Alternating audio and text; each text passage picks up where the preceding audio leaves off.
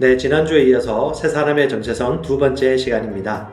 그리스도 밖에 있으면 진정한 나를 알 수 없습니다. 그리스도 안에 있는 나를 볼 때 진짜 내가 누구인지 알 수 있습니다.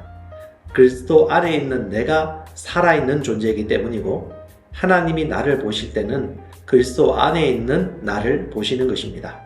지난 시간을 복귀해서 첫 번째, 나의 정체성 그리스도 안에 있다는 것을 같이 한번 나누고요. 두 번째, 나의 생명은 그리스도이다.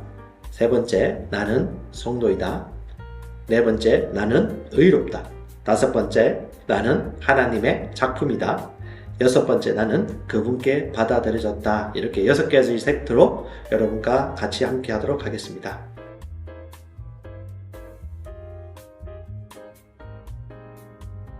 나란 말이 아니고 원래는 우리입니다. 나와 우리는 별개일 수 없습니다. 그리스도의 몸이자 지체이기 때문에 우리이지만 개인의 이해와 설명을 돕기 위하여서 나라고 표현하도록 하겠습니다.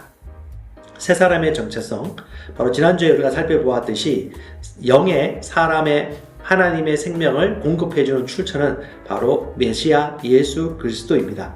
그리스도가 없이는 그 생명을 받을 수가 없습니다. 그러므로 필수적으로 길과 진리가 생명 대신 예수님을 받아들일 때 우리는 죽음에서 살아나는 것입니다. 살아있는 존재의 기본 세팅이 바로 예수 그리스도를 영접하는 것입니다.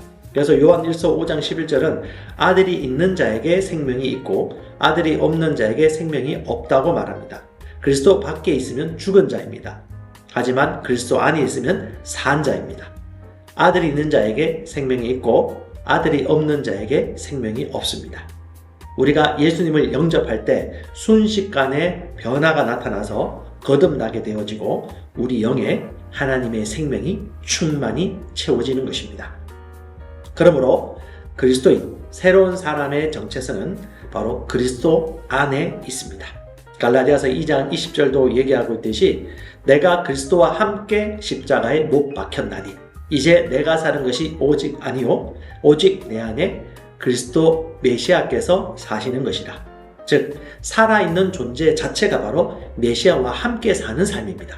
메시아 안에 우리가 있고 우리 안에 메시아가 있는 이 초자연적인 일들이 우리 오감으로는 느낄 수 없지만 실제 영적인 세상에서 실상인 면에서 그런 역사가 나타난 것이죠. 그래서 저와 여러분들은 내 안에 그리스도가 살아계시는 것을 인정할 때에 진정한 내가 누구인지 정체성을 밝히 알 수 있습니다.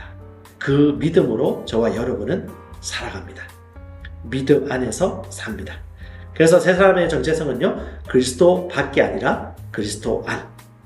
고린도후서 5장 17절 그런즉 누구든지 그리스도 안에 있으면 새로운 피조물이라. 그리스도 안에 있으면 새로운 피조물이 되는 것입니다. 이전 것은 지나갔으니 보라 새 것이 되었도다. 하나님이 나를 보듯이 보는 최고의 방법은 그리스도 밖이 아니라 그리스도 안에 있는 나를 보는 것이고 진정한 나는 그리스도 안에 있는 나의 정체성이고 진짜 정체성은 그리스도 안에 있는 나를 보시는 하나님의 관점, 바로 하나님이 나를 보시는 그 모습대로 보는 것입니다. 그것을 설명해 놓은 것이 바로 성경 말씀입니다. 오늘 성경 말씀을 통해서 그리스도 안에 있는 진짜 나의 정체성은 무엇인지 한 5가지 정도 살펴보겠습니다. 첫 번째는요, 나의 생명은 그리스도입니다. 여러분 눈이 열리시기 바랍니다. 나의 생명은 그리스도입니다. 그리스도 안에 있으면 살아 있습니다. 그리스도 밖에 있으면 죽은 것입니다. 내 생명은 그리스도입니다. 그리스도가 떠나면 죽은 것이고 그리스도가 안에 들어오면 산 것입니다. 그래서 내 생명은 그리스도란 말에 대한 이해를 가지십시오. 나의 생명은 그리스도입니다. 나의 생명은 그리스도입니다. 외치시고 묵상하십시오. 나의 생명은 그리스도입니다. 내 생명은 그리스도입니다. 그리스도가 없이는 아무것도 아닙니다. 그리스도가 있으므로 나는 산자가 되었습니다. 내 생명은 그리스도 안에 감추어져 있습니다. 하나님의 생명은 내 안에 들어와 있습니다. 내 생명은 그리스도의 생명입니다. 그리스도와 함께 죽었고 그리스도와 함께 살아났습니다. 이제는 그리스도 안에 있는 믿음으로 살아갑니다. 이것이 우리의 첫 번째 정체성. 내 생명은 그리스도입니다. 그리스도의 생명이 우리의 생명입니다. 그리스도께서 나의 생명입니다. 아멘. 두 번째, 나는 성도입니다. 고린도전서 1장 2절을 살펴보십시오. 고린도에 있는 하나님의 교회 곧 그리스도 예수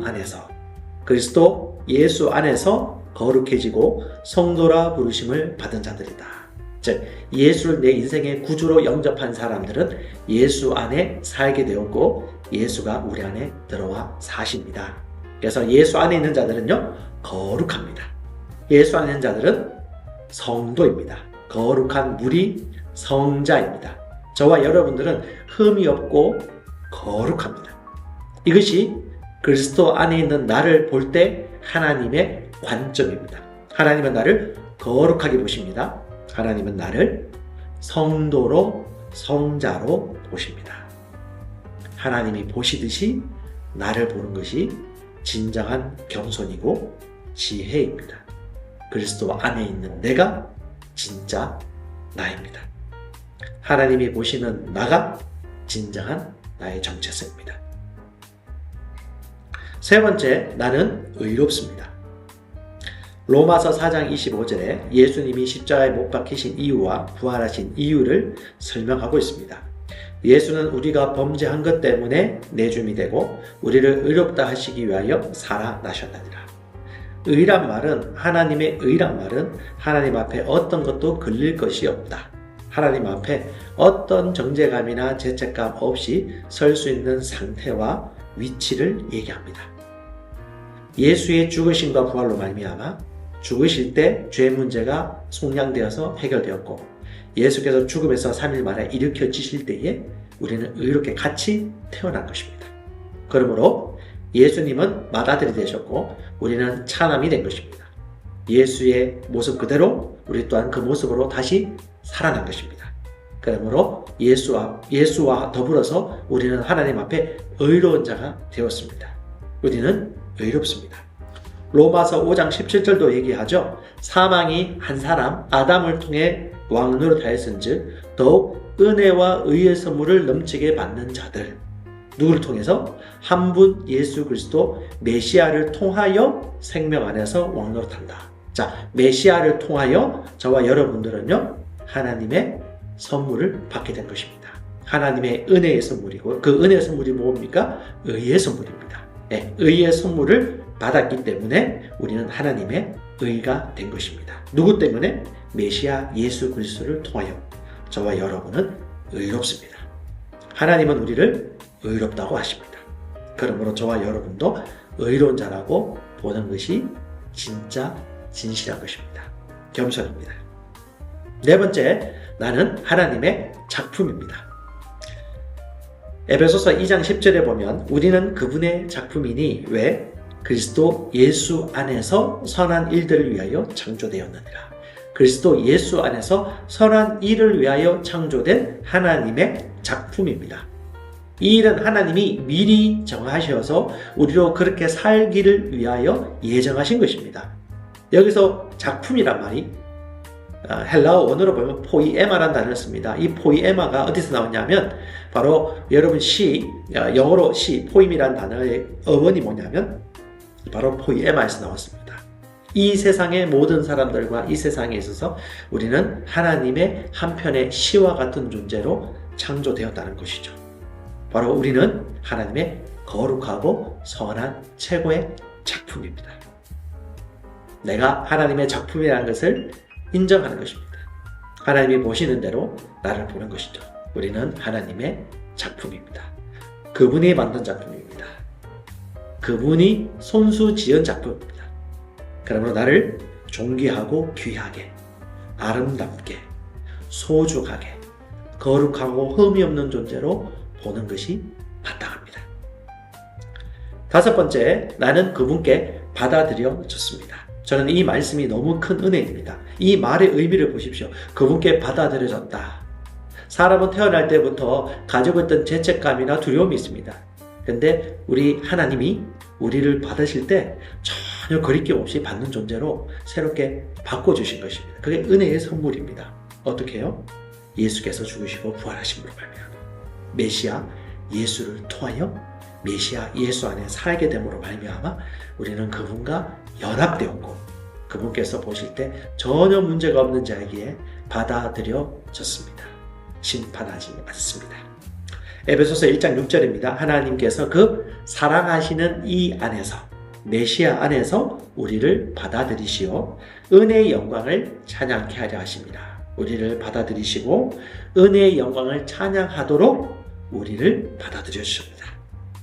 에베소서 1장 7절도 말합니다. 그 사랑하시는 이 안에서 메시아 안에서 우리는 그의 은혜의 풍성함을 따라 그의 피를 통하여 구속 곧 제사함을 받았느라 재용서함을 받게 되었습니다. 누구 때문에? 그리스도 예수 때문에. 그래서 그리스도 예수 안에서 우리는 새로운 피조물이 되었고 그리스도 예수 안에서 은혜의 선물을 받았고 그리스도 예수 안에서 재용서함을 받았고 그리스도 예수 안에서 은혜의 영광을 찬미하는 자로 살게 되었습니다. 이것이 저와 우리의 운명이고 은혜입니다. 하나님을 찬양합니다. 메시아 예수님을 찬양합니다. 다음 시간에는 이런 존재가 되었음에도 불구하고 왜 새 사람답게 살지 못하는지 그 이유가 무엇인지 살펴보도록 하겠습니다.